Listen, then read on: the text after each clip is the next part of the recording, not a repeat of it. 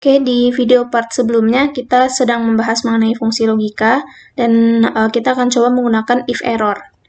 Nah, di bagian merah dan biru ini yang tadi kita skip, kita akan coba menggunakan if error. Bagaimana jika kondisinya di sini LCD39 itu tidak ada di kode barang dan kode salesman-nya juga tidak ada untuk wilayah PWT. Nah, misalkan kita tarik dari sini ya. Karena tadi LCD39 tidak ada di kode barang, maka akan muncul NA. Begitupun untuk salesman, karena tidak ada PWT di sini, di tabel salesman-nya, maka munculnya NA. Nah, untuk mengatasinya adalah kita berikan di sini if is error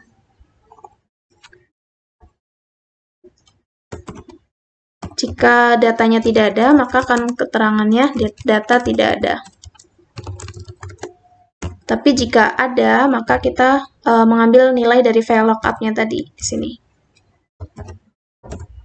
Nah, maka tadi jika output-nya tadi sebelum kita berikan is error akan /NA, ketika kita sudah berikan s error di sini, maka akan muncul keterangan data tidak ada.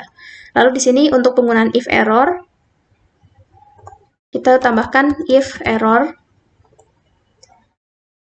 lalu value if error-nya, kalau misalkan datanya salah atau tidak ada ya, kita beri keterangan di sini.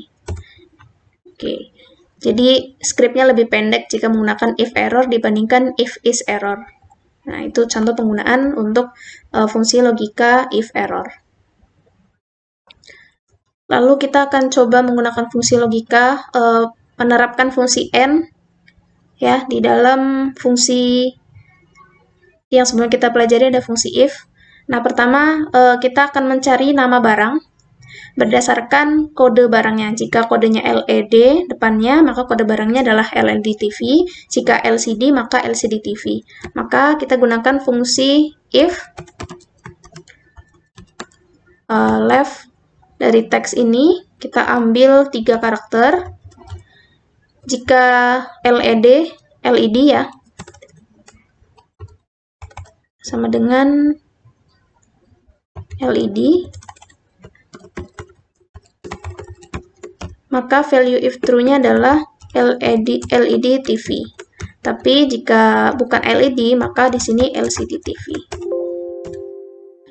Oke, seperti ini. Lalu kita tarik ke bawah, akan langsung muncul hasilnya.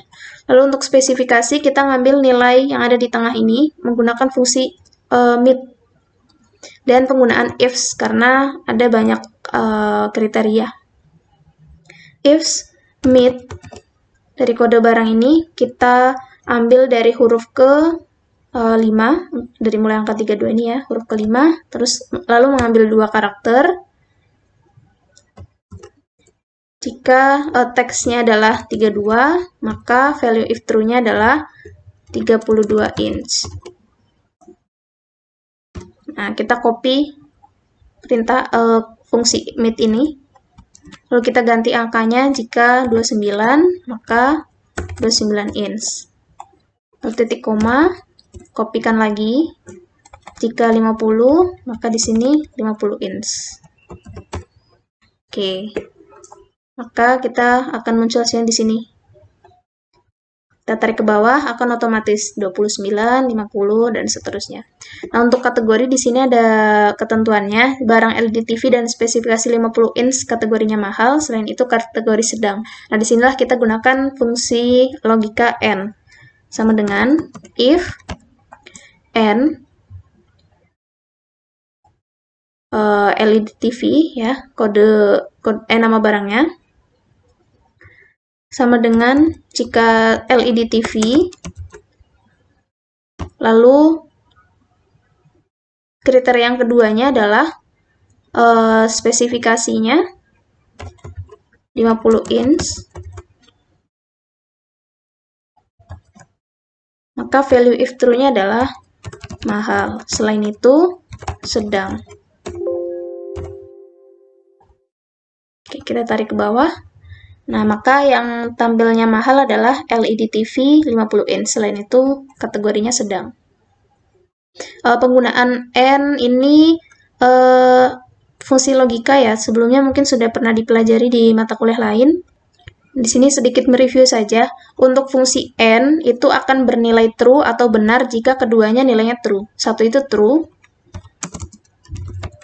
0 itu false. Ini mungkin yang bukan mata kuliah jurusan komputer ya, mungkin agak belum pelajari, jadi saya review ulang. N itu akan bernilai true atau 1 jika dua-duanya nilainya true. Maka jika 1 true and true, maka di sini hasilnya true. Kalau or, itu akan bernilai true jika salah satunya ada yang true, tidak harus keduanya. Saya langsung isi saja di sini. True and true, hasilnya true. True or true, hasilnya tetap true. Lalu ada true and false, hasilnya akan false, karena ada false-nya di sini. Tapi jika or, true or false, hasilnya akan tetap true, karena di salah satunya di sini ada yang nilainya true. Itu bedanya and dan or. Ini juga sama. False and true, nilainya false. False or true, nilainya akan tetap true. Nah, kalau dua-duanya false, otomatis nilainya baik and atau or, nilainya tetap false. Seperti itu, untuk fungsi logika. Selanjutnya ada fungsi database, adalah untuk mempermudah perhitungan dan pencarian data dalam sebuah range berbentuk database. Nah, kita coba di sini buat sebuah tabel untuk fungsi database. Ada fungsi data pegawai. Ya, di sini ada kode pegawai, nama, divisi, gaji pokok, kode status, jabatan, dan pendidikan. Nah, yang akan dilakukan adalah merekap data gaji dari data yang sudah kita punya ini.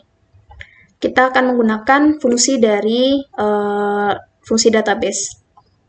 Yang pertama untuk total gaji, kita gunakan fungsi dsum. Lalu database-nya ini kita blok dari awal sampai akhir, titik koma, field-nya yang akan kita total adalah field gaji, titik koma, kriterianya adalah yang divisi finance. Ya, kita hitung per divisi. Lalu kita enter.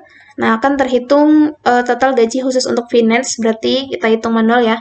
Finance ini 5 juta, ditambah 8 juta, ditambah 5 juta.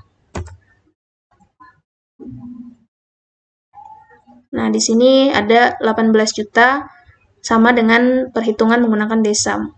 Di sini, dsum untuk jumlah dari kolom bidang rekaman dalam database yang cocok dengan kriteria. Kriterianya di sini finance. Lalu rata-rata gaji menggunakan daverage. Database-nya di sini sama blok ini. Kemudian field-nya adalah field gaji pokok. Kriterianya divisi finance. Kita blok divisi finance ini.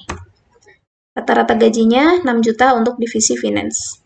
Lalu gaji tertinggi menggunakan dmax. Lalu sama database, titik koma, field-nya gaji pokok, kriterianya divisi finance. Gaji tertinggi 8 juta di finance, ya, atas nama Sandi ini. Kemudian jumlah pegawai, kita menggunakan fungsi dcon, lalu database. Yang ingin kita hitung adalah dari kode pegawai ya, kita ambil kode pegawai, divisi finance. Nah, jumlah pegawai untuk finance ada 3 orang. Nah, untuk menghitung purchasing dan sales, caranya adalah kita blok dari sini, area finance ya. Kita blok, lalu kita klik data, what if analysis, data table, lalu kolom input cell-nya kita klik untuk total gaji sini ya, bagian finance, J83, lalu kita klik OK. Maaf, kita ulangi. Kita ambil dari finance. Oke, maka akan langsung muncul hasilnya untuk purchasing dan sales.